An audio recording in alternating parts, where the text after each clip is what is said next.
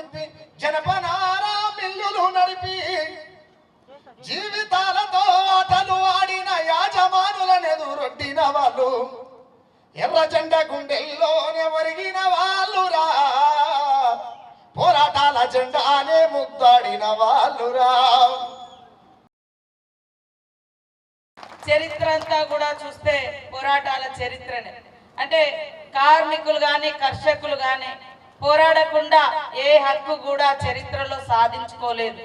అందుకనే ఆ యొక్క వారసత్వాన్ని పుణికిపుచ్చుకొని ఈరోజు మీరు ఆ ఎజెండాతో ఆ ఎర్ర జెండాతో ఈ యొక్క కార్మిక మరి సంఘం యొక్క దశాబ్ది పోరాట ఉత్సవాన్ని పోరాట దశాబ్ది కాలాన్ని మరి నెమరేసుకుంటూ గతాన్ని గుర్తు చేసుకోవడం భవిష్యత్ కర్తవ్యాన్ని రూపొందించుకునే మహావేదికగా నిర్వహించుకోవడం చాలా గర్వకారణం. ఇందాక రాజేందర్ రెడ్డి అన్నట్టుగా మరి ఒక సభ పెట్టాలంటే ఎంతో కష్టం రాజకీయ పార్టీలకు, అది ఏ పార్టీ అయినా కానీ. అది చెమట చుక్కని ఎట్లయితే రక్తాన్ని చెమట చుక్కగా మార్చి కష్టాన్ని ఇష్టంగా ఎంచుకొని ఈ యొక్క అందరి సౌలభ్యం కోసం మీరు ఎట్లయితే కష్టపడతారో ఈ సందర్భంలో మీ హక్కుల కోసం మీరే రూపాయి జమగట్టుకొని ఇక్కడికి వచ్చి మీ ఐక్యతను మీ క్రమశిక్షణను చాటడం అనేది చాలా చాలా గొప్ప.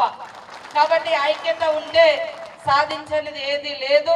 అది చరిత్ర చెప్పిన సత్యం, ఉద్యమాలు చెప్పినటువంటి సత్యం. ఆ సత్యం వెలుగులో ఖచ్చితంగా కాంగ్రెస్ పార్టీ ఇచ్చినటువంటి మేనిఫెస్టోలో గురం ఉన్నాం.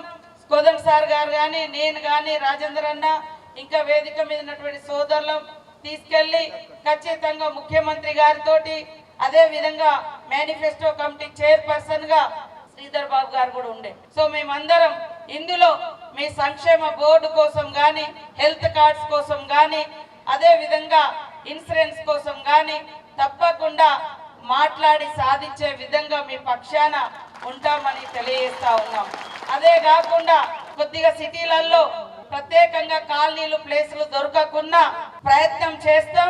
బట్ పేద మన కార్మికులకు మాత్రం తప్పకుండా ఇల్లులు ఇచ్చే విధంగా కృషి చేస్తామని ఇప్పిస్తామని కూడా ఈ సందర్భంగా తెలియజేస్తా ఉన్నాం.